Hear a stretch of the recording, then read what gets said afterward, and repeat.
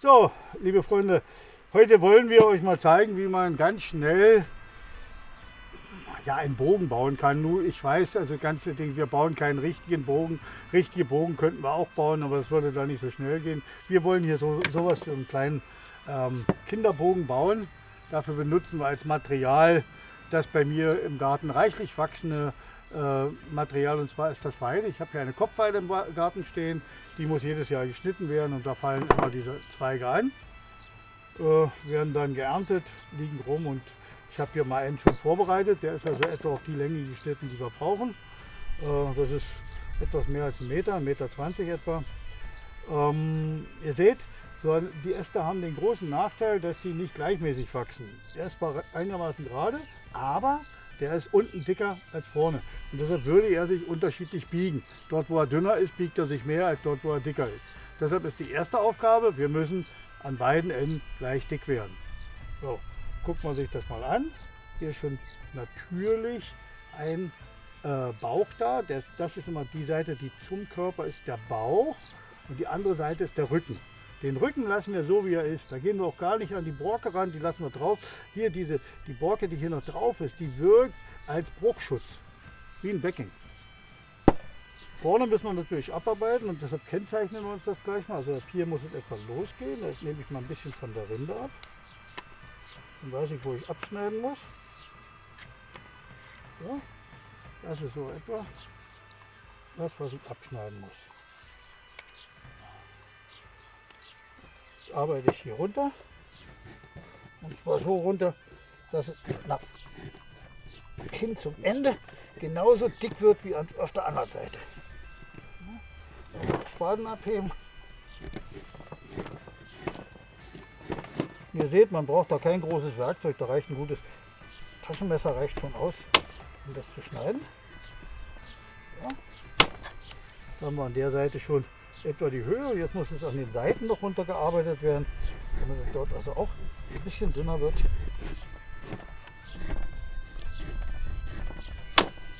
Und auf der anderen Seite nochmal.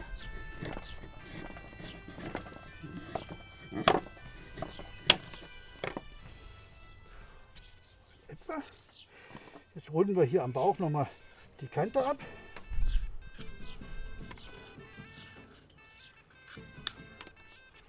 Schon ist es an der Stelle etwa genauso dick wie an der. Wenn ich den jetzt biege, seht ihr, hat er fast einen gleichmäßigen Tiller.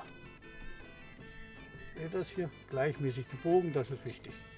So, nun sind wir schon bei dem Kerben, beim Einkerben. Wir machen also jetzt an der Seite eine Kerbe für die Sehne.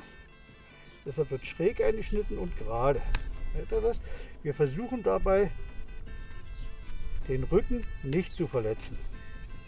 Weil dort, das wäre der Rücken, den lassen wir mal ganz.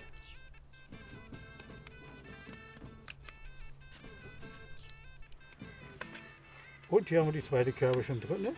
Ja. Und an dem Ende, seht ihr, ist so ein kleiner Zweig übrig geblieben. Den haben wir etwas weiter abgeschnitten, dass ich hier eine natürliche Kerbe habe.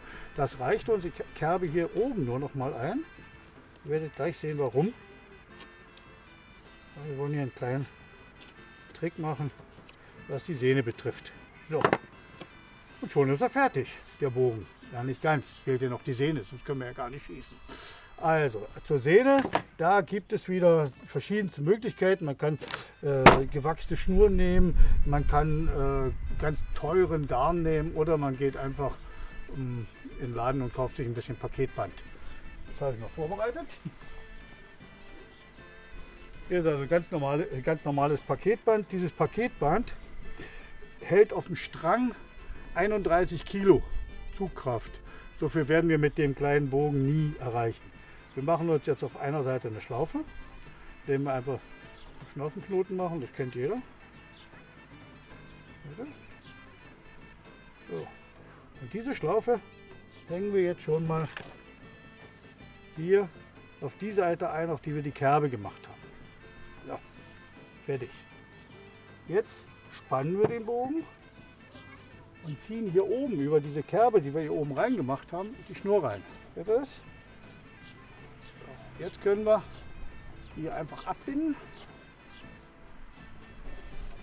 und abschneiden und schon ist der Bogen gespannt. Ganz einfach. Einfacher geht es gar nicht mehr. So, wie ich jetzt fest bin, löst sich der Knoten. Einfach schönen Tillerknoten reinmachen. Der reicht. Jetzt ist er an der Seite fest eingebunden und an der anderen Seite nicht. Ihr seht, der biegt sich hier immer noch ein bisschen mehr als hier. Das ändern wir jetzt im gespannten Zustand. Das würde beim richtigen Bogen natürlich nie gehen. Wenn ich jetzt beim richtigen Bogen das mache, fliegt mir das irgendwann um die Ohren. Aber bei so einem kleinen Kinderbogen kann man das machen.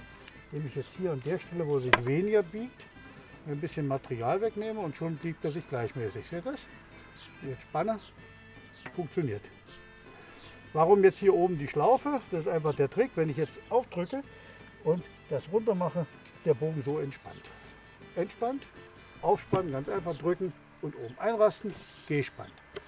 Wenn ihr ihn also nicht benutzt, immer schön entspannen, dann bleibt er rum.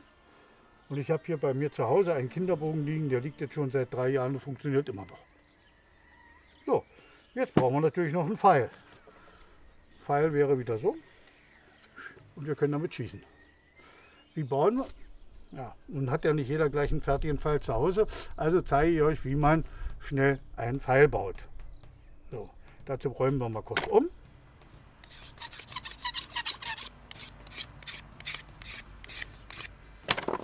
So, für den Pfeil habe ich hier auch aus dem Garten, vielleicht kennt das jetzt einer, das Hartriegel oder Rotriegel wird er auch genannt. Der ist auch jetzt etwa, liegt mal so gut 3 Monate liegt er jetzt rum, ist schon fast trocken. Und ihr seht, die wachsen ja sonst immer sehr krumm, man kann den noch im feuchten Zustand einigermaßen gerade biegen. So sollte man nicht benutzen, man muss hier die Rinde runterholen, das geht relativ einfach, indem man ein Messer nimmt und dann einfach abschabt.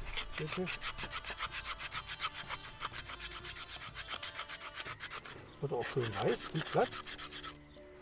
Ja.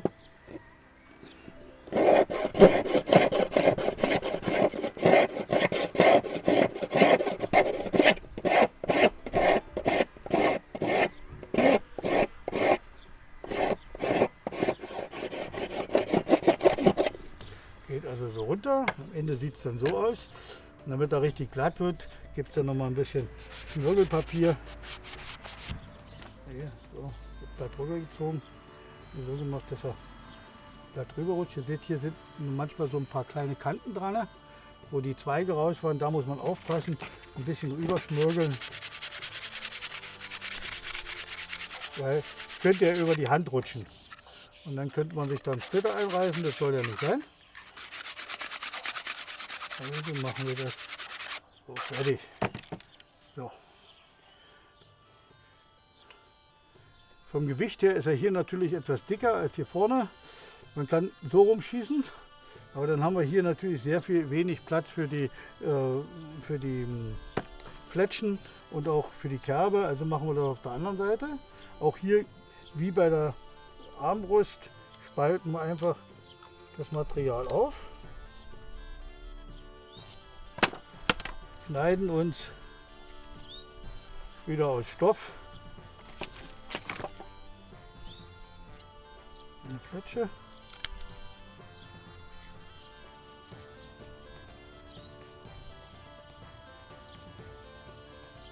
Zusammendrücken, dass wir beiden Seiten gleichmäßig schneiden.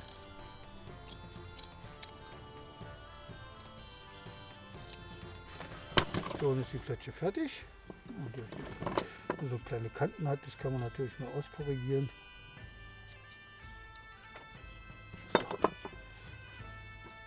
Jetzt muss das wieder eingeklebt werden. Messen wir an. Wunderbar. Passt. Und hier nach hinten ein bisschen mehr Platz lassen diesmal als bei der Armbrust, weil hier muss ja noch die Kerbe rein, der Nob rein, damit wir einmal etwas mehr Platz lassen. Also lassen wir hier nach hinten ein bisschen mehr Platz.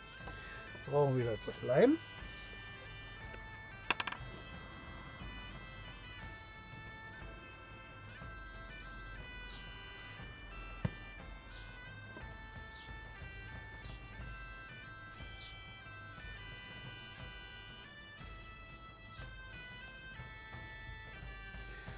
Und wieder ein bisschen Garn.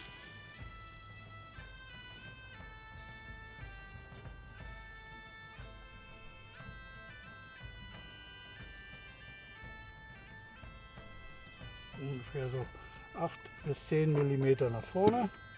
Das heißt so 10 Umdrehungen. Ein klein bisschen Leim drauf. Das fixiert und das ist bei dem Schulgarn ganz gut. Man kann natürlich auch ganz normales Nähgarn nehmen. Mama mal fragen, was sie übrig hat. Dann geht das schon. Jetzt machen wir hier hinten ein bisschen Leim dazwischen. Und wie gesagt, ein bisschen Platz lassen.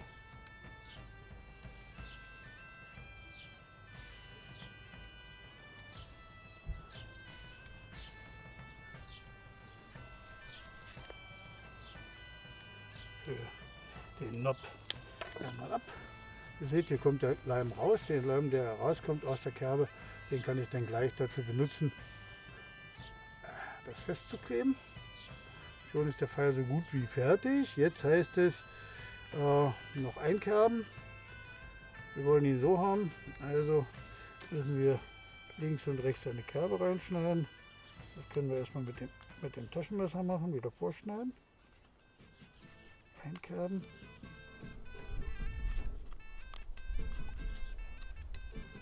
So, jetzt hatten wir hier soweit gewickelt, hatten die Kerbe reingeschnitten, aber die Kerbe, wie gesagt, ist hier vorne noch ein bisschen zu spitz. Deshalb habe ich hier so eine Rundpfeile und mit so einer Rundpfeile mache ich jetzt hinten ein schönes rundes Loch rein.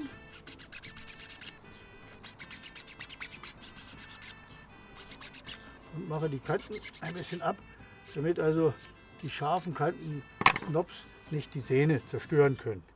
Ja, und jetzt brauchen wir noch oben drauf wieder eine Spitze oder vielmehr keine Spitze.